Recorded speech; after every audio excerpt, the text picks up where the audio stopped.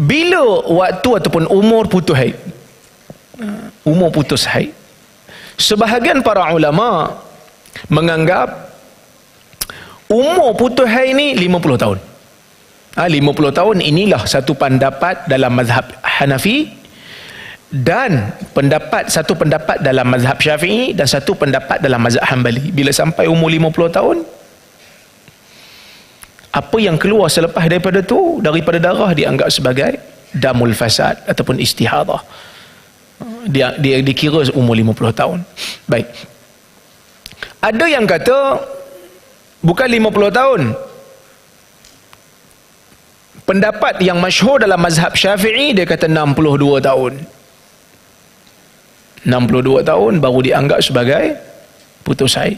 So maksud kalau lepas pada tu keluar darah, itu darah fasad, darah istihadah, bukan darah haid. Sebahagian para ulama dia menyebut tak ada had. Tak ada had. Maksudnya bila orang perempuan mencapai umur 50 tahun ke, 60 tahun ke, 70 tahun ke, turun darah kat dia. Turun darah kat dia.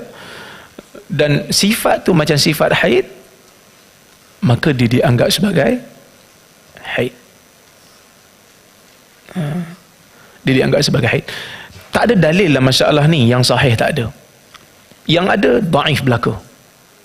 Bahkan tidak ada asal pun. Macam hadis ni, iza balagatil mar'ah 50 sanah kharajat min haddil haid. Apabila Aisyah kata, apabila perempuan sampai umur 50 tahun, maka dia terkeluar daripada umur haid. Hadis ni tak ada asal. Fuqaha sebut hadis ni tak ada asal, tidak ada sanad untuk hadis ni, maka tidak ada nas yang sahih dalam masalah ni. Cuma kalau dah tak ada nas, pasal apa fuqaha duk letak? Pasal apa fuqaha duk letak?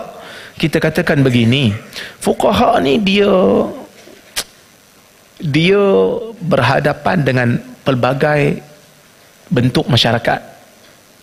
So kalau orang perempuan datang kepada dia tanya, saya ni dah sampai umur 62 tahun,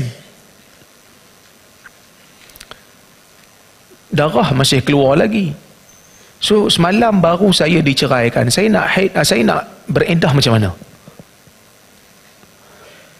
Kalau kita kata umur berapa pun turun darah dikira haid, bila ada sifat haid, katalah satu orang tua tu dia turun darah umur 70 tahun sekali, lepas tu putus terus, bila nak habis iddah?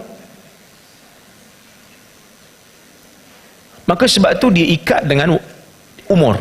Bila sampai umur 62 tahun, dia ambil, senang cerita, dia ambil yang majoriti, dia kaji tempat dia 62 tahun. Saya ingat mazhab Syafi'i dalam masalah ni boleh untuk dipakai 62 tahun.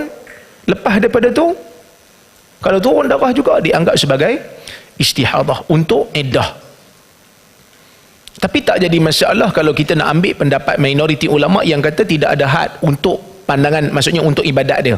Turun darah umur 70 tahun, turun darah, tengok sifat macam haid, dan dia pun tak nak kahwin lagi, kan? Dia tengok sifat macam haid, bau pun sama ataupun warna dia sama, so dia boleh anggap sebagai haid, kerana isu ni isu ijtihad.